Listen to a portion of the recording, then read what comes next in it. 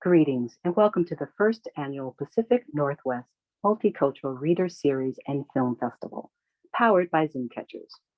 Now, we're so pleased to introduce Dr. Jeffrey Elwell and Rory Sheriff, who will discuss the topic of self-producing versus someone else doing it. Dr. Elwell, take it away.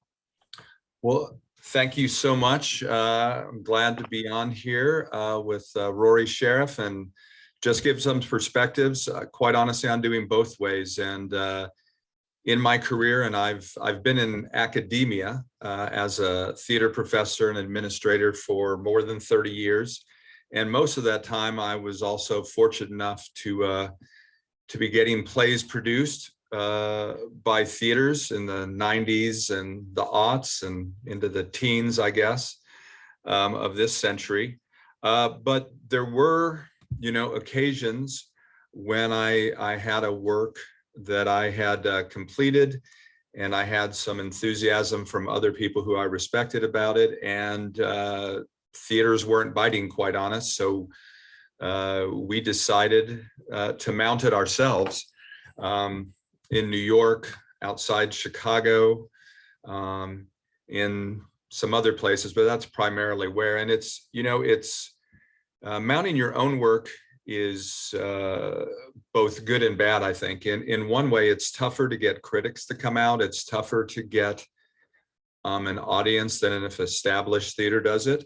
But you learn quite a bit about producing and what goes into it. And I think some of those experiences helped me to become a better playwright, because I understood better what theaters might be looking for, all the components, whether it was marketing it or the size of the cast. I remember having a conversation in New York, long ago with the Jewish rep, and I think he was the associate producer, and talking about a play, and they couldn't possibly produce a play that needed more than 5 actors because of the budget, what they were going to have to pay them through equity, what they would have to pay for that production. And I had never really thought about that as a playwright. I wrote the plays with the characters that needed to be in there, sometimes many.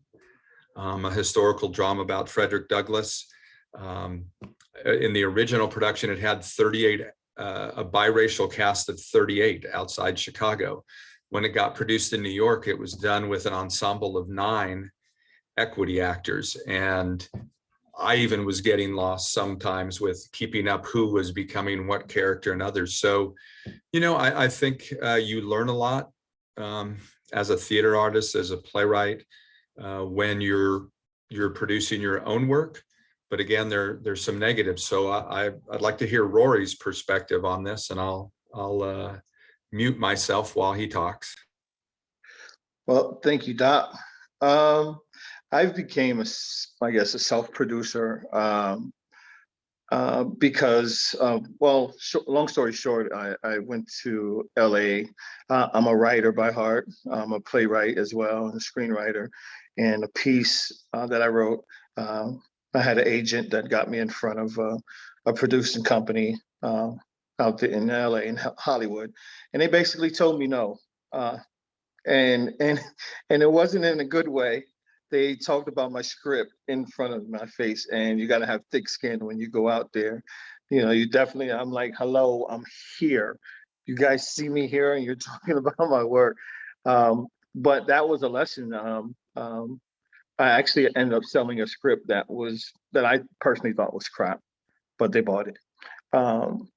So when I was leaving, one of the assistant producers came out to speak with me, and she suggested that I either turn that script into a cartoon or put it on stage in theater. So I rushed back home and got some friends and family to read the script, and I was workshopping the script. We put it on stage. I think we did three nights when we first produced it.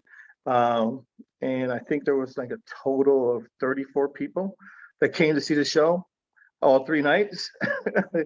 So I learned some valuable lessons in producing those 3 nights and losing a lot of money. But people loved it. So we just kept working, and I just kept rewriting the script, and now it's one of my biggest productions of the year. We're about 9 years of producing that piece now. So BNS Productions was formed out of those no's. So I had to learn the business, and I just wanted to write. I didn't want to produce. I wanted to sell my script. I wanted to hand my script off. You guys perform my script, and I'll go work on my next project. But I learned that, in theater, that, some of these, the business stuff is like forming a 501c3, learning the ins and outs, learning the marketing, learning equity, learning how to pay people, learning like cast and crew of paying them. So the business aspect, I got a really, really quick lesson in that. I think I'm pretty good now. With after 8 years, I think I have a PhD and like maybe 3 or 4 PhDs in this here. But it's tough. You have to know your audience. You have to find out what other theaters are doing. The professional theaters, find out what they're doing, how they're doing it, ask the questions, and just take notes. You deal with a lot of people. That's a big one for me, just dealing with a lot of people, and you have different attitudes and different perspectives and different agendas for a piece that you're producing. So you have to hire the right people. You have to the first thing you have to do is surround yourself around with a great team. Find some great directors, some great stage managers, production directors, production managers, tech crew. Find some people that that you can enter a production with solid, and you don't have to worry much about that. And they'll be around for a while, and make sure you take care of them. So pass it back to you, Doc. You're on mute. Sorry, thought I had unmuted, but apparently did it twice. So yeah, and that is, you have to be around great people, and you're not just the playwright, right? I actually have my doctorate from Southern Illinois Carbondale, and I got to do a creative and scholarly dissertation. So while I was there, I wrote 9 plays, and most of them were produced on campus, and got to make those connections, that I'm sure that you have. The interesting thing, though, the things you gain when someone else is producing your work, you obviously lose a little bit of control, even if you've got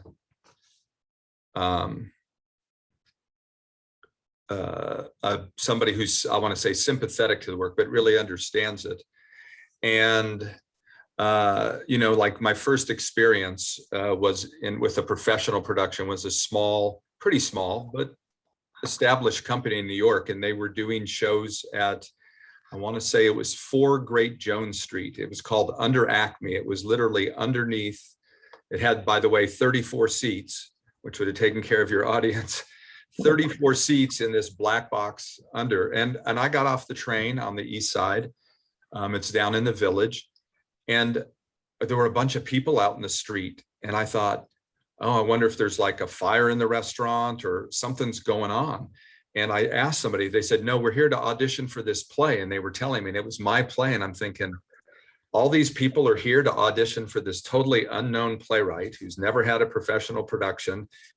It was an equity waiver. And so I went in and I was part of the casting team. And I started seeing the headshots and people coming in, and I'm looking and I'm going, I saw this guy on Broadway. So at the end of his audition, I just said, hey, I just have this question. I said, I'm an unknown playwright. No one knows this play. It's never been produced. I saw you in blah, blah, blah on Broadway. Why are you auditioning for my play? And he said, I want to work. I want to have critics see me. I need to work weeks to get insurance, because it was an equity waiver production. They were getting $3 a day to be in this fully mounted, full-length play that was going to probably suck 100, 150 hours out of their life. but yet people who were at the top of their profession were auditioning for this play. We had it, and he actually ended up being cast, which I wasn't surprised, as a fairly main character. But that was in it. And the most interesting part of that experience is, although I was born in New York, my family moved. I grew up in LA. I grew up with Hollywood types all around who were in the industry. I went out to dinner with my aunt who lived there and some of her friends who were coming to the play. So I kind of packed the audience with people I knew, said, hey, my play's being done. You need to go to it. We're having dinner, and I got lost going to the theater early. And I see this woman with who's like a babushka looking in a store window. And I say, excuse me. And she turned around, and I looked at her and I said, I know who you are, don't I? And she nodded and smiled and said, yes, it was Diane Keaton. And she gave me directions to my play. She was wonderful, and you can't make up things like, that'd be like in a play, oh, no one's going to believe that. But there she was, and she knew exactly where it was and told me how to get there. So I owe a debt of gratitude to her for getting me to my own first opening night on time. So, those are some of the things. They had an audience, they took care of the marketing. They had a bunch of people who were going to come to auditions, and they all, we had full houses. I mean, for like 6 productions, but that's 34 seats, not at like $15 a ticket at that time. That was 1992 or something. So I'm going to shoot it back to Rory and mute myself again. So I want to talk about the direction of getting my play known. And my first piece, it's called Be a Lion. And Be a Lion is a spinoff of The Wiz. So it tells what happens in Oz after Dorothy leaves, with a lot of social undertones, like The Wiz was. So I really believed in this piece, and every writer believes in their work. So I really believe this is a Tony Award-winning play. But as it grew, it became a musical because I had some songs, and I was taking different styles from other writers and other writers who were hot at the time, and just doing the big things who are putting butts in the seat. So it just kind of wasn't working for me. We weren't bringing the people to the theater. So another way to get the word out around this piece is that at this point, I think we had, I wrote like 9 songs for this piece now at this point. So we had some great singers, really decent actors. So we started doing festivals and theater contests. We went out to Chicago and performed in a taste of theater, and we won, which was really, really cool. We had makeup, costumes. The costumes, we didn't have a costume designer. We had Walmart. So we, like for the Lion, we couldn't find a white sweatsuit so we can dye it. So we saw a gray sweatsuit, and this thing would not dye. Clorox would not do anything. So we painted it brown as much as we could. We saw a carpet, a rug, like a bathroom rug, and we cut it and made mane out of it and made fur out of it and just glued it on. And if you see the video, you'll see parts of the fur coming off. So these are the good things. And I said and a side note, I said to them, when this play is really, really famous, this suit is going in the museum. And we're going to remember that. We bought jeans from the Goodwill, and we spray painted them silver for Tin Man. So you get really, really creative, and it's really fun when you're producing. It's tough, but the journey and the process is so sweet, and you learn a lot about the business on the way. You learn things that you find out things that you didn't know, which is really, really cool. You find out things that you weren't even seeking to learn, but it helps you on the way. And that was really good for me.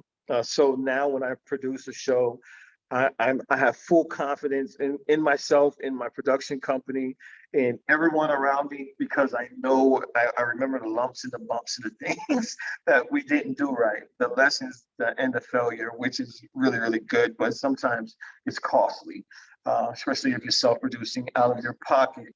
Is very costly. And I would tell you, figure out a way how to raise money. One of the one my biggest way is I'm from Philadelphia, and I love to cook. So I'm the world's greatest cheesesteak maker. It's not even arguably I'm the best cheesesteak maker. So I live in Charlotte, North Carolina. So our biggest fundraiser to this day is me cooking cheesesteaks. And I literally cook them out of my house, and I have Cash and Crew deliver cheesesteaks, and people just cash app us and pays us. So this is be creative with raising funds to produce your show. Know your budget, create a budget for you. In Charlotte, some of the theaters are non-equity, which is really good for a producer. So you can do your budget differently, and according to your rent for the theater and whatnot. So you can be really, really creative, especially here in Charlotte. But what else? Went to Chicago, wanted to taste the theater. We produced a show outside of Philadelphia in a town called Reading, Pennsylvania. So we traveled just to get the word out. I used to be a radio personality for 16 years. So I have this, and I worked in Philadelphia as well. So I have this grind and this hustle, this marketing hustle, and it's a guerrilla marketing, and you really, really have to be strong with the marketing. And I love the grassroots marketing, getting out to touch the people. We go to street corners, sing with our flyers, passing out our flyers. We took some pages out of Broadway, and we got on our train. We have a train here in Charlotte, and we got on the train and we performed.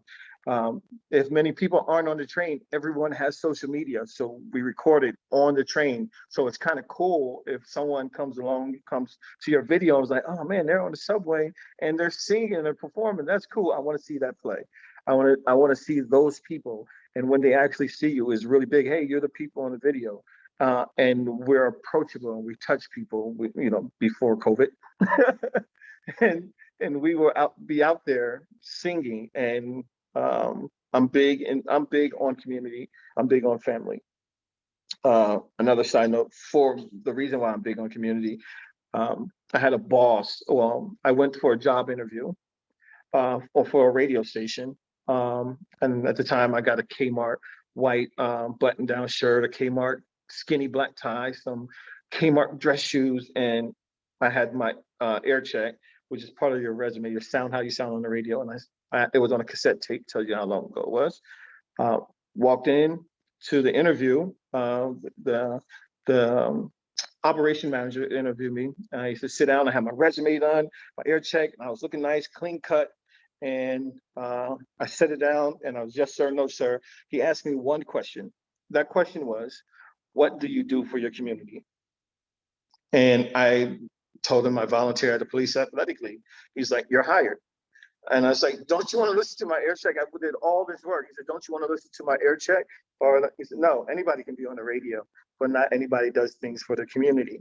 So I take that and I apply that to my playwriting, to this theater company, to producing our shows. We are an African-American theater company, so it's kind of challenging to get African-Americans to come to your shows, unless it's a specific type of theater, a specific type of show. For maybe 2 years, my core audience were senior white people. That was my core audience. So I had to go. I'm not complaining because the ticket sales are insane. But I was producing Black shows with Black stories. So I wanted to get that out, and I needed more Black folks to come see what we're doing. So we applied those community things. We went into the community. We performed for the community. We went to senior homes. We went to rec centers, libraries, all in neighborhoods that don't typically come downtown to see a theater show.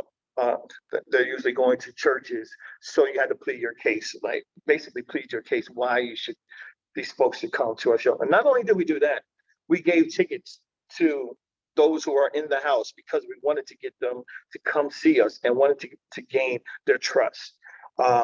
So we knew that we were going to take losses ticket wise, but we were going to gain fans.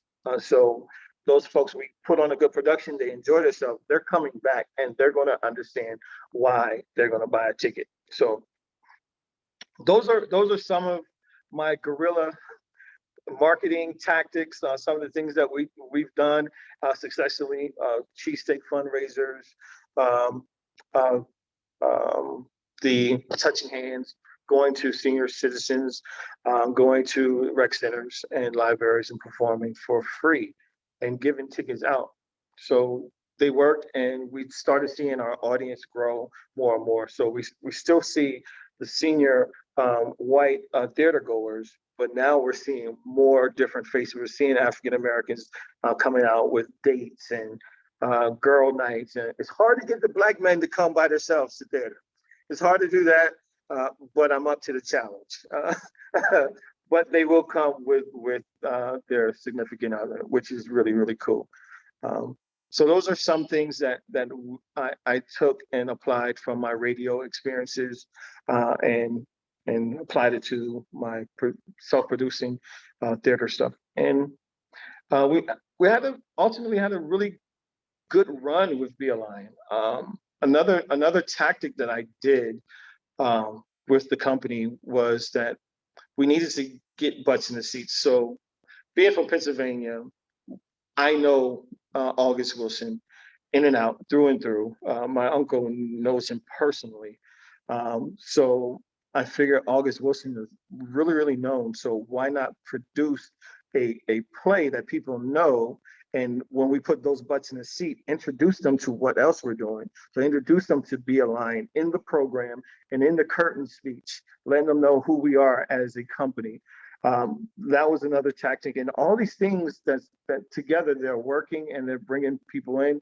We're in the middle of producing Ma Rainey's Black Bottom, and we're selling and having sold out so for that. But the good thing is I get to promote Be a Lion for our Christmas special. We get to promote that, and people are crazy about that. So that's just something that we have to do.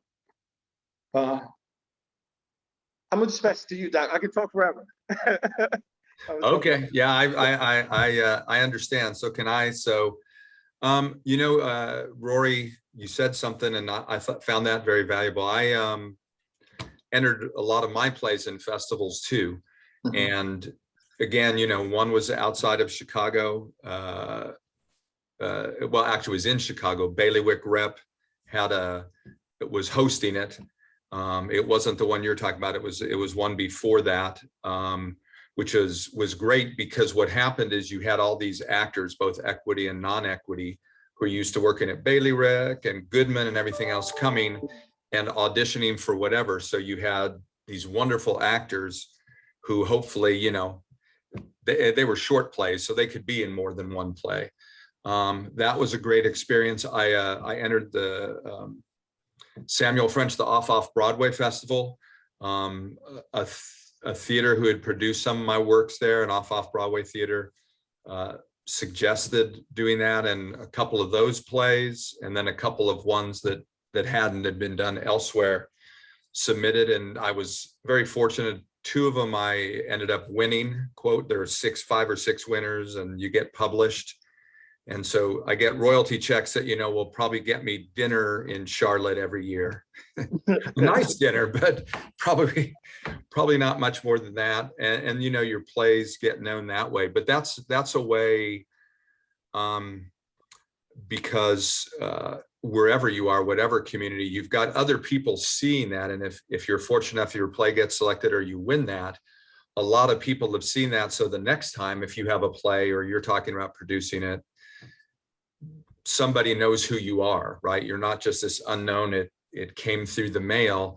They've seen your work, or they saw it performed, or have read it if you're fortunate. And that's opened a lot of doors. It actually helped me in academia. I'm vice president for academic affairs at the University of Ozarks in Arkansas, but at the time I was at Mississippi State getting up for tenure.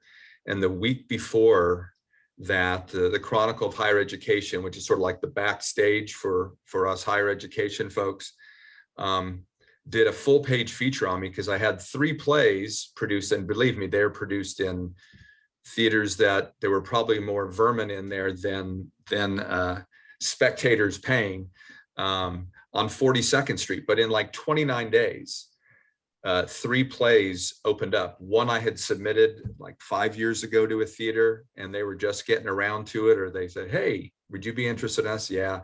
One a year before, and one just a few months, and they just all hit. And things started, like you talk about, things start happening for you. But it's hustle. Yep. If you're a playwright, if you're a writer, it's hustle. If you're a producer, it's hustle. If you're a director, it's hustle. And so you learn to work really hard, and you learn to have very thick skin, because people they talk about it in front of your face.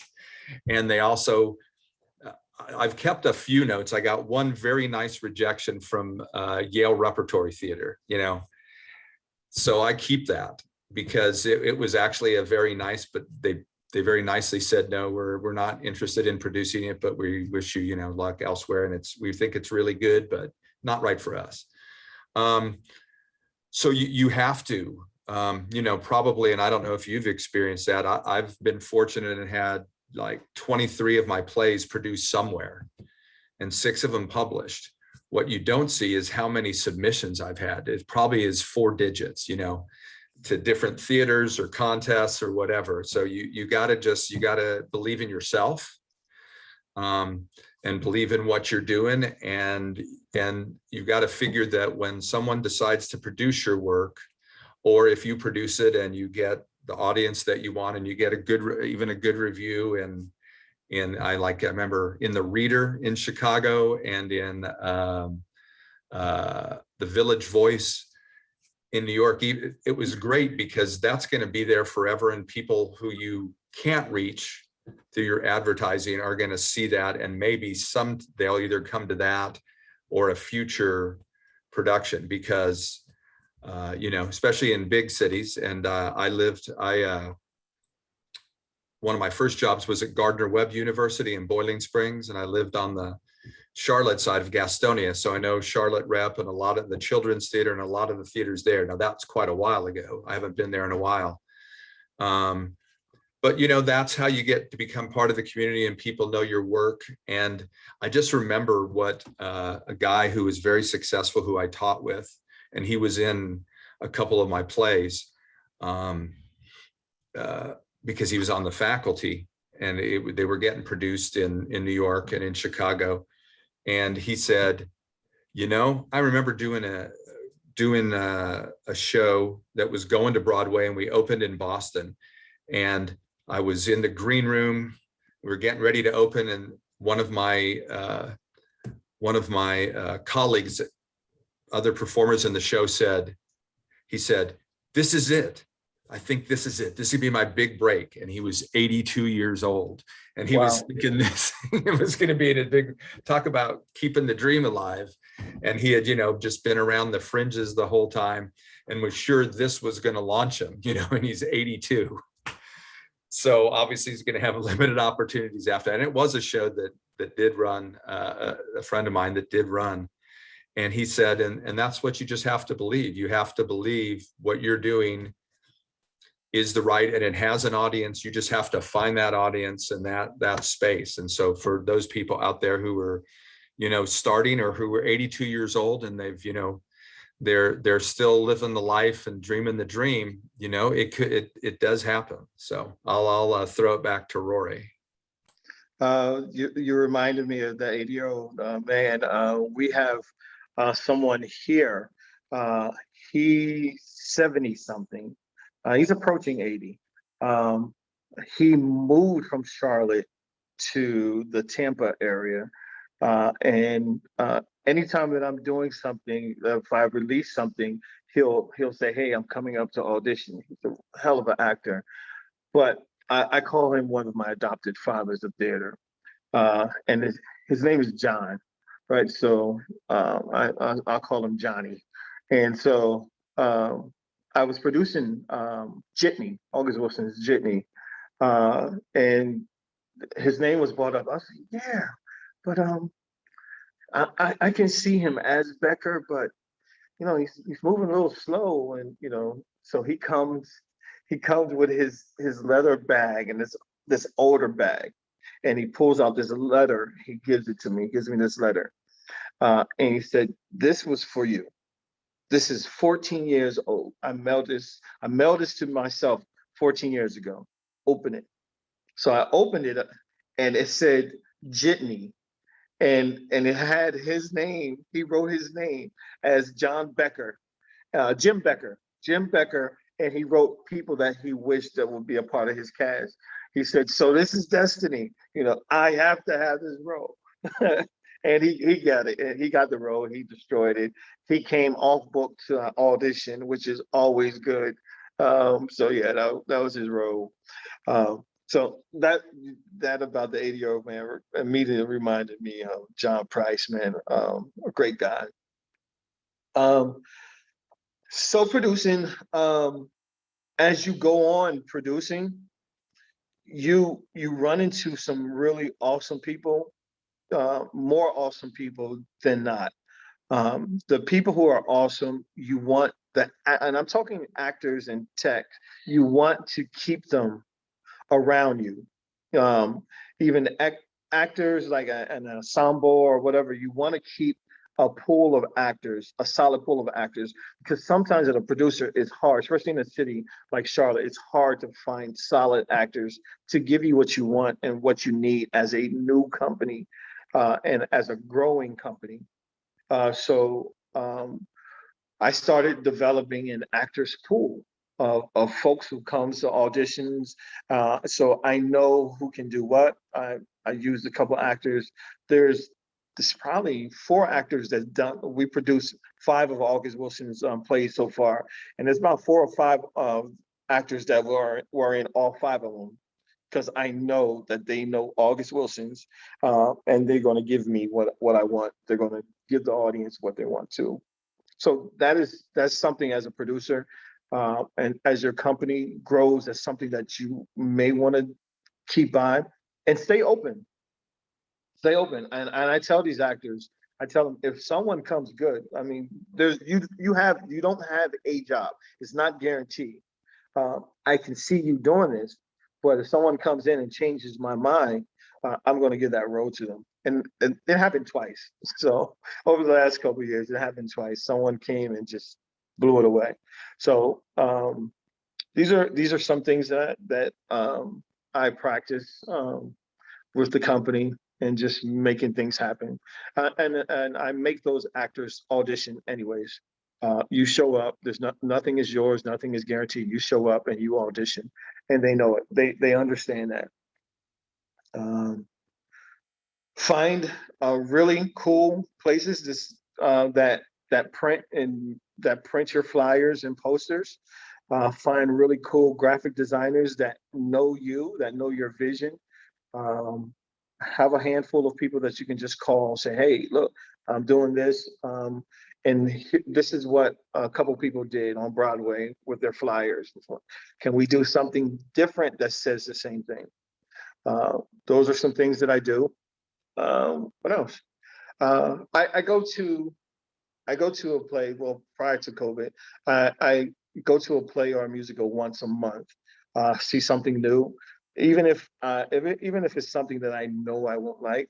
I go and I look at the merchandise. I look at how they're running things, down to the house manager. I look at the sets, how they're producing things, because I'm learning. I'm picking things up that I'm going to use for myself. If they're really, really professional, I'm like, "Oh, that's good. I'm gonna take that. I'm gonna use that." That's how you grow. That's how you grow, and that's how you teach people who are coming after you. Like, okay, this is what I learned.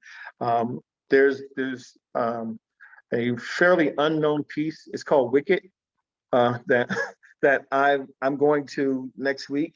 I've seen it 1,000 times, but I love how they produce it, and I love the movements and um, just the costumes and everything. Once you come in there, it's the experience. You get like a Disney experience when you come into the theater. You got all the merchandise and everything there. So those are some of the things that I want from my company. Those are some of the things that I want for Be Aligned. I want all the bells and whistles. I want people flying. I want singing. I want transitions like this. I want the lighting like that. And then you find out how much it costs. Then you figure out how you can get to that, achieving that, and how you can put that in your budget. And even if you can't reach that, you have the knowledge and you know what it is that you can. So you can try to take one or two things that you can afford out of that thing, and then that's in your wheelhouse. Make that in your wheelhouse, and then moving forward, you can add those other things that you wanted, and remember those things that experience that you saw from things like Wicked. So Wicked is just an example for some of the things. There's like Miss Saigon. I like the transitions of Miss Saigon, how they take one side of the fence and you're on the other side. And these are things that you can take as a producer, as a director, as a writer, so as a theater person. These are some of the tricks and the trades. I go to see plays to learn. It's like me going to class. I can never learn enough about this business, about producing. I'm never happy with my last production. I'm never happy too long. I'm happy, like, okay, we got some numbers, we reached our goal. Now, how can we do that again? Because we got another play coming up in December. We have to match that, and we don't want to take any losses. So that same intensity of producing is back to back. It just starts all over. Maybe a week, you get a week of rest, and it starts right over. So we here in Charlotte, we produce 4 to 5 shows a year. Well, prior to COVID, we were producing 4 to 5 shows a year. So great. Yeah. And, you talk about that team, and I always tried to keep in touch with the people. I had a couple of directors who I thought really understood me, and I'd always show them new plays, and they were working at all different theaters, of course, and then actors you're working with. And then after I had done a lot, I moved to a job at the University of Nebraska, where I was chair of a department, but also running Nebraska Rep, which is an equity company that it started in the summers, and then I moved it into being all during the year. But I had that list of people, the directors, the designers, who I now could actually pay decent money because we had a pretty decent budget, and I knew that we'd work well together, and keep using those same people who and who you have that sort of shorthand with, right? They don't have to be told everything because you've worked together, and they kind of understand what you want, whether it's a costume designer or a director or a lighting designer, and have that kind of, and for me, because while I produced, it was mostly in conjunction with jobs I had, like at Nebraska, or I started theaters elsewhere, or my own work, but I did it with that team. So I already had, a lot of them lived in New York. So we found a theater in New York, and you really have to, as you said, keep your eye on, you have to say, when you're risking your own money, yours and others, very careful, because you got to make sure that you can at least break even. Hopefully, if you're very lucky, and some people have been, I don't think I have, you interest somebody else in the work, and now it starts having a life of its own. I've had some friends who've had that, but most of the time that's not the case. And what you're going to have is the experience, maybe some reviews, and hopefully not too much debt, because that obviously prevents you from doing it the next time. But if, I would say for people out there who are, and by starting out, they just gotten out of college, or they might have been, a DJ for 16 years, and they've decided this is what they want to do.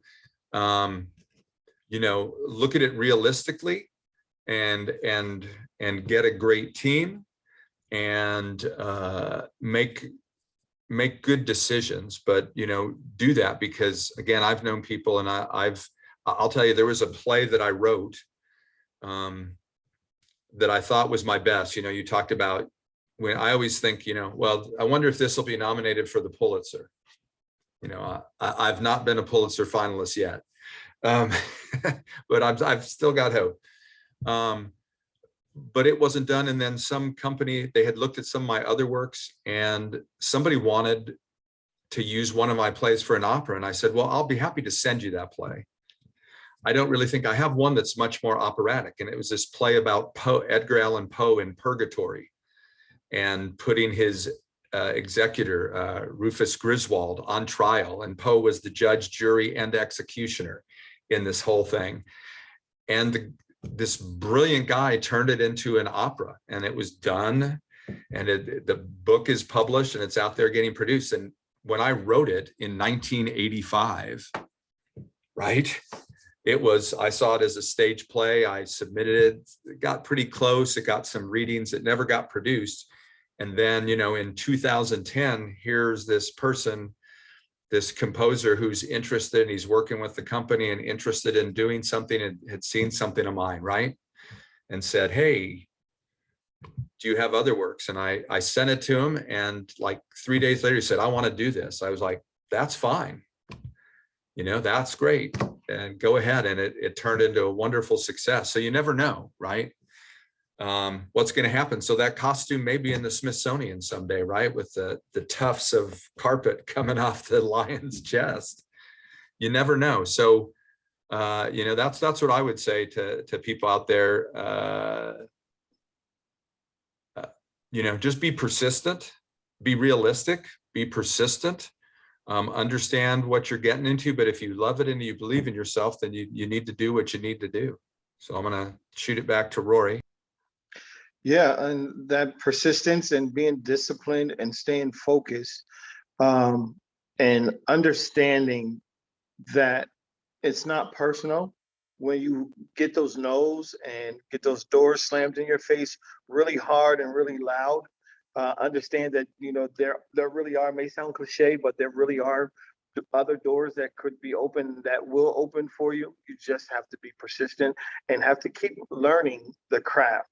Never stop learning. Never stop learning from the lessons. Never stop learning from the failures that you encounter. Never stop learning from the doors that were shut, and just keep going. There are plenty of times that you're going to want to give up, but when you look back, you're going to have, you know, some years of work and progression, and you're going to have a long journey behind you, and you're going to figure out now it's too late to quit. You put too much time, blood, sweat, and tears into this. So once this thing bites you, go all in. This is something you have to be 110% in. This is not a quick money thing. You're not going to get rich overnight. You might not get rich at all. It's mostly a passion thing, and you have to be wise with money. You have to be wise with your money and other people's money, and also learn how to write grants or to submit for grants. Those are the biggest things, because you don't want to be like me and you know, lose a lot of your own personal money. You want to figure out, you know, you want to start out with a 501c3 and be eligible to apply for grants and endowments and stuff like that. People see you trying and working hard. People are going to want to support that. They're gonna want to get behind that. If there is a honest attempt with honest work, and people see the passion in you, and knowing that you want to produce an awesome show, you're gonna develop a group of donors. You're gonna you know, some unlikely donors are gonna come and just donate. So just enjoy the ride and learn from the journey. I can't think of anything else that I would love to be doing. besides playing in the NFL, but that's not either here or there.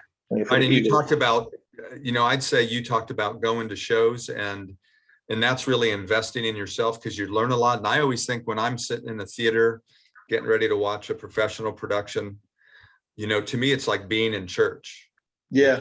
It's Yep. a reverent place, but you learn Yep. so much that hopefully you can steal and adapt, because you don't have the money for the moving tracks at the Goodman and things flying in on Broadway. You can't do that, but you could say, okay, well, how can I achieve that same effect, the same thing for the audience in a different way? How do I make it rain on stage but not get the stage floor wet and have to replace the stage? And you figure it out. It makes you very creative. Yeah. So I seen something pop up where some folks wanted to know when can they ask us questions.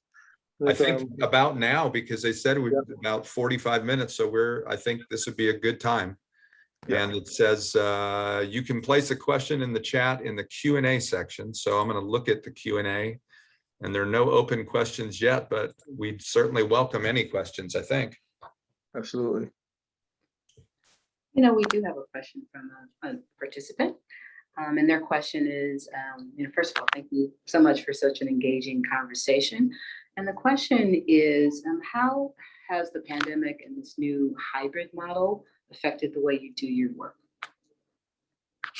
I'm gonna let Rory do that, because for me, I've thought about it. How would I create something that is streamable, I guess, that theaters would be doing, but not, actually producing right now.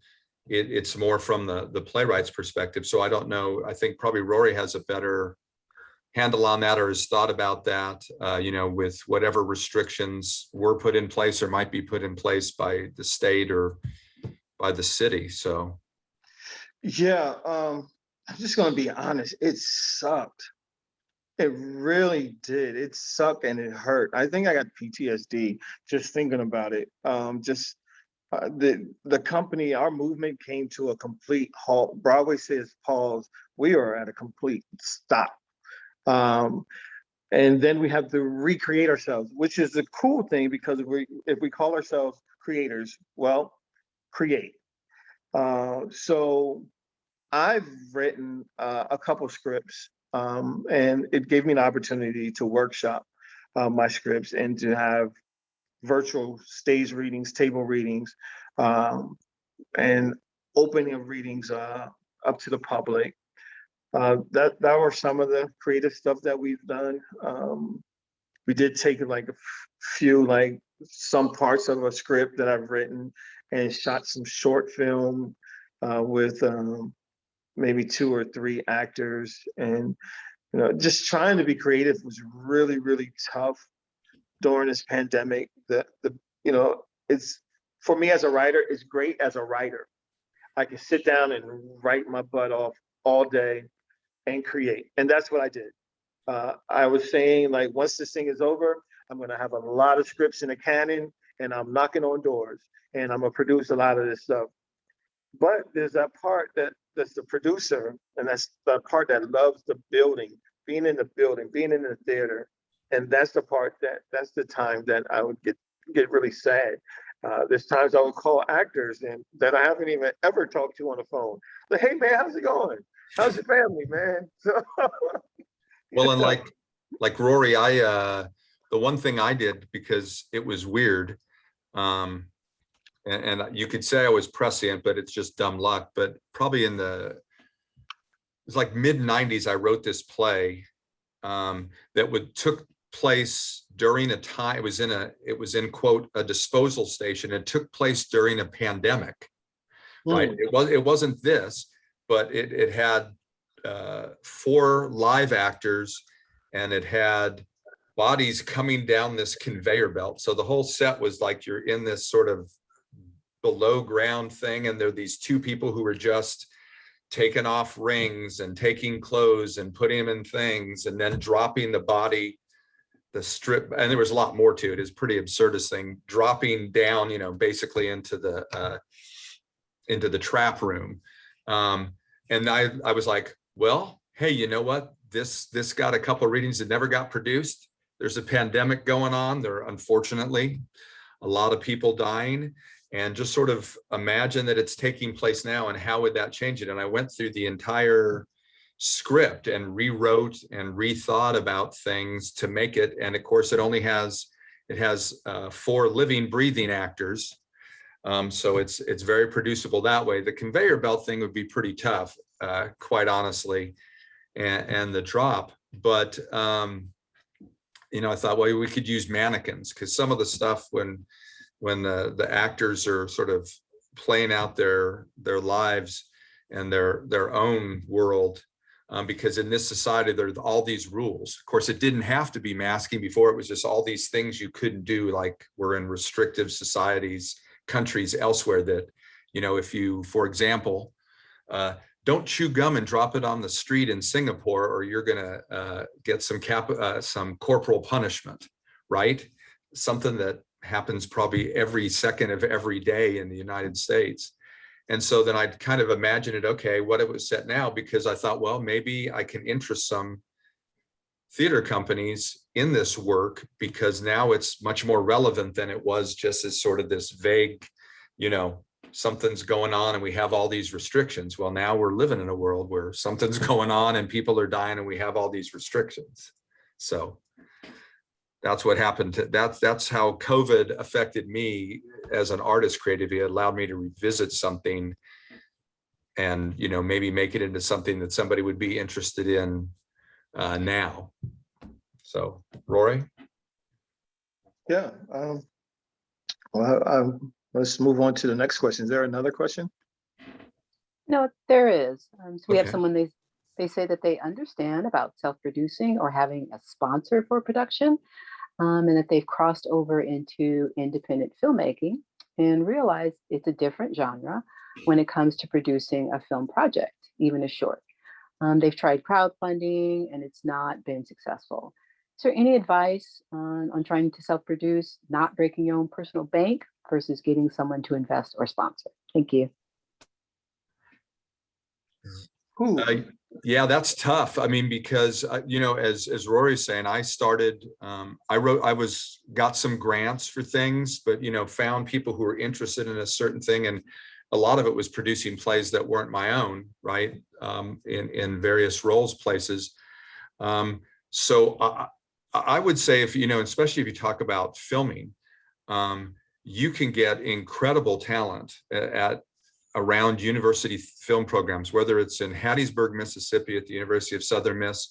Don't go to NYU or USC because they already have enough and stuff going on there, but I don't know where you're located. But if you have film programs somewhere, there'd be a lot of people who would be interested in having that for their reel. Like Rory was talking about, he had his on mic resume, and you can find people who are willing to work, who have skills, save you a lot of money, and give them, offer them. I always did a percentage of the profit, if there ever is one. Most of the time there's not, but you're not taking advantage of them, because if you're successful, they're going to be successful. And then all those people, whether they're actors and who aren't SAG or AFTRA, and they are technicians and everything else, you can get quite a crew together, depending where you are, without having to break the bank. You're going to have to pay for the film and developing it, and if you have your own equipment, or if you have to rent it, you got to pay for that.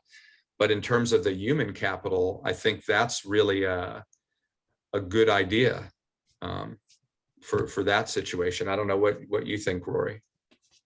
I would also add on, if they are in an area where there's nothing, they don't have access to filming programs. There are a lot of grants out there for filmmakers.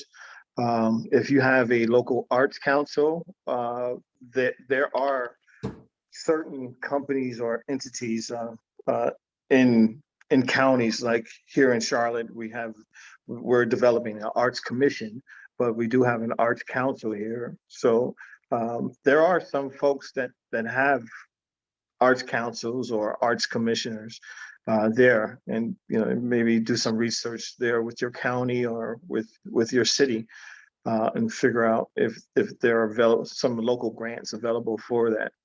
I mean, anything will help. I'm sure. Then, like Dr. Elwell said, put a couple people, neighborhood folks there that who's interested in acting, who's done some acting, who's done some theater. High school kids, perfect, perfect. Right. People, and yeah. I see in the chat, I'm in South Carolina, so there's not much here for filmmakers, but USC and Columbia, I just looked this up really quickly. USC and Columbia, Clemson, Savannah College of Art and Design, and Bob Jones University, if you're going to do a religious film, because that's a kind of definitely a religious university. But I think I don't know where you are in South Carolina, but there might be some possibility there. Yeah, and Bob Jones is not minority friendly in Columbia, so I'd see about I'd put up things at the university. I think that might turn out to, you might get people both on both sides of the camera, so to speak. Oh, she said they were in Columbia. Oh, I have plenty of friends in Columbia, a bunch of actors in Columbia. They have they got a great pool of actors and opportunities in Columbia. And plus they do have an arts council in there. USC has a great program there for actors. So, oh yeah, there's much there in Columbia. Columbia has a really, really awesome theater community. Yep. Great. Well, it looks like we have like a couple minutes more. Is there another question? And I also see something in the chat. I've been in touch, South Carolina Arts Commission, and also, another group there, the governmental group that'll support, is that there's usually a film office in each state, and a lot of films, a lot of commercials, some TV shows are filmed in South Carolina, and they'd have a really great Rolodex of people and ideas, and their whole, whether you're from Hollywood or whether you're, a DIY type of person, their job is to get more opportunities for people who are in that business. So you might try to check with that office to see what possibilities there are. And you're only an hour and a half, 2 hours away from Atlanta as well. So yeah. So Atlanta is the spot. Georgia, period, is the spot for film. Is one of the hot spots in the country for film. So. Right. Okay, and we'll take one final question. We have, what kinds of opportunities are there for theaters in other countries to do co-pros with theaters in the US? Ooh, I've been fortunate and had a number of productions done, and I think your best chance there, quite honestly, is what Rory talked about before. I was fortunate enough, I happened to go, I got a grant to go research the death camps in Poland, because I was writing a play that took place back during that time at Auschwitz, and then in the modern time, and going back and forth between those two realities. And while I'd read a lot, I'd never been there. So I got a grant. And while I was there, I met a bunch of folks. And there's a thing called, or it used to be, the Reminiscences Festival, and it was theater productions from all over the world. And so they suggested I submit a play and a production, and they accepted it. And then I got some funding for it, and took 6 of us went over to Krakow, Poland for like a week, and the plane fares obviously cost, I got a grant to do that, cost the most, but the director of the play, who also was in it, we were a very tight ensemble. She and I had Chateaubriand in this restaurant that had been around for 100 years, and it cost us $2.85 US. So while getting there was expensive, a lot of countries where you might be able to do this, it doesn't really cost that much to exist there for a week or 2 weeks or whatever. And you meet you see all these plays, just like Rory was talking about going to see them. You see all these plays and you meet all these theater artists from all over the world, really, mostly Europe and North America, and open your eyes to things and make contacts. So that's one possibility, because there are a lot of theater festivals, many more, unfortunately, than we have in this country, it seems, that are open to submissions. And I don't know what your experience has been with that, Rory. I have not traveled international. I have any international experience with theater yet, but I am going to Ghana in 2 weeks. So that's coming. So I'm looking forward to that. And also, I'm going to be traveling back to Ghana with the Atlanta Black Theater Festival in December. So these are some things that I'm looking forward to. I'm very green at, but the folks that I've networked with are really, they're knowledgeable of theater in Africa. So I'm looking forward to learning some new things with them. Sounds great. Yeah, it'll be great. It opens your eyes. I mean, being somewhere, it really, really does. Great. I think that's all the questions that we have time for. Really want to thank Dr. Elwell and Mr. Sheriff for such an engaging conversation, and thank our audience and participants. And we'll see you next time. Well, thanks, Rory. Thank you, everybody. Thank you. Glad to participate. I'll leave now. Thank you.